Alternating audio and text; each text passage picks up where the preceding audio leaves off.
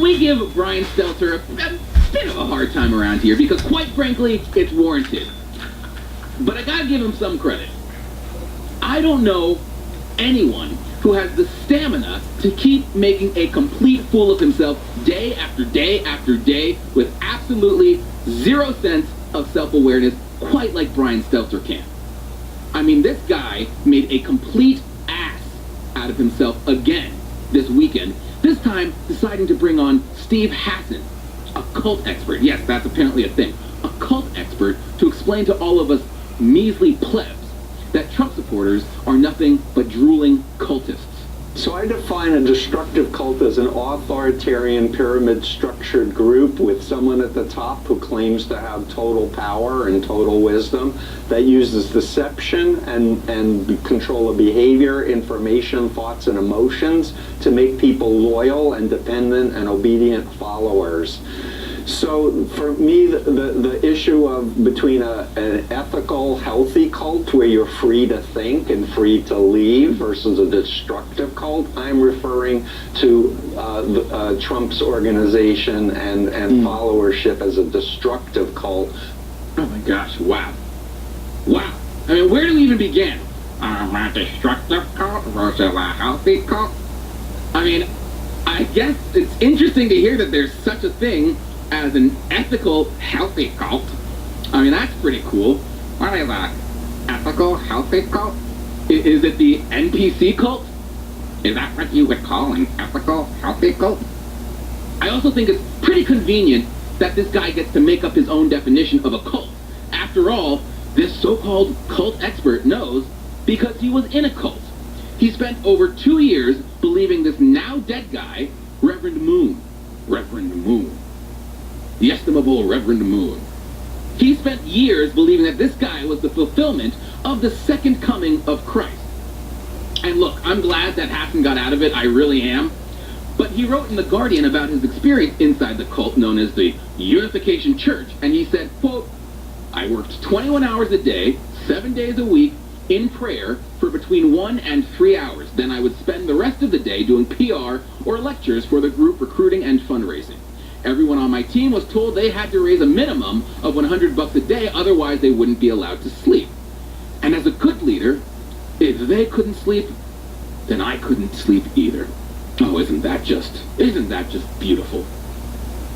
How can you possibly compare something like that to supporting the president, to supporting Donald Trump? You can't. It's completely disingenuous. Cult leaders, what they do is they cut off access. They cut off access and they control their followers' ability to access information and outsiders. Is Trump doing that? No, Trump isn't. Because Trump can't do that. What do cult leaders also do? Well, they also typically claim to have some sort of unique connection to God. And that you can only receive, and it's usually some brand new unbiblical revelation from God, and you can only receive it directly from them. I don't remember seeing that Trump tweet anywhere, that you can only receive an ability to access God through Trump. So we already have more than enough to just throw this idea straight into the garbage. But the embarrassment to come is just too fun not to watch. And spoiler alert, apparently Trump has the power of mind control. You said the president is using mind control, but how's that provable?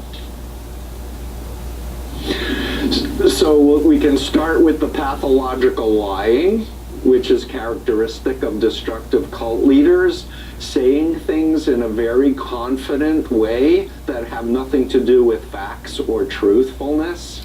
Oh, is that true? They have nothing to do with facts and truthfulness? I mean, is that the game you want to play?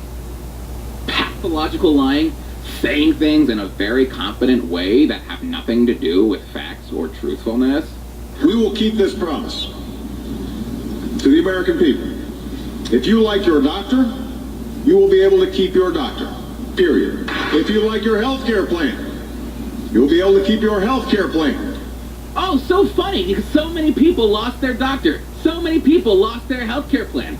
Some might call that, I don't know, a confident way of saying things that have nothing to do with facts or truthfulness. I mean, if this is really the criteria we want to set for a cult, I don't know, maybe we should take a closer look at your pal Barack Hussein Obama. Remember this cover from Newsweek? The Second Coming. America expects. Can he deliver? Well, the answer to that question was a big, fat, no he can't. But that's for another day, another time. But maybe that piece, maybe that Newsweek cover was just a little too subtle. What about this? What about this painting that was intended to be unveiled in New York City's Union Square on Obama's 100th day in office? Is this one cultish enough for you? He's the savior? Obama is the savior? He's the Messiah? Obama is Jesus Christ!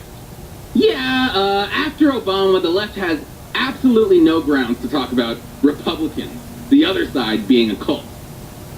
And on that, another actual sign of a cult, another real sign of a cult, not this phony expert sign of being a cult, is not being free to leave.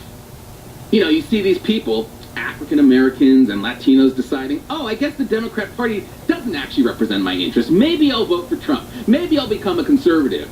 And let me tell you, as a black conservative, I get plenty of flack.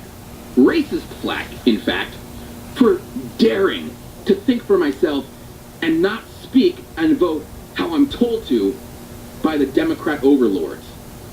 So I really don't need the left to tell me which side here is more of a cult, because I think we all actually know the answer to that question.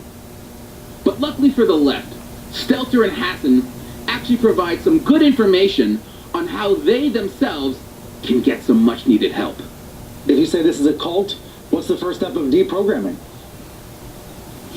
The first step with anyone who's a true believer is contact with people that are outside the bubble. Couldn't agree more. Couldn't agree more. So I don't know, how about you give it a try? Here's a map of all the counties that Trump won in 2016. So Mr. Brian Stelter, so Mr. Steve Hassan, how about you follow your own advice, get your dumpy asses out of your New York, DC bubbles, and go visit pretty much anywhere else in the country. Because you never know, you might just learn something, and you might finally understand why Trump won, and why Trump will win again in 2020.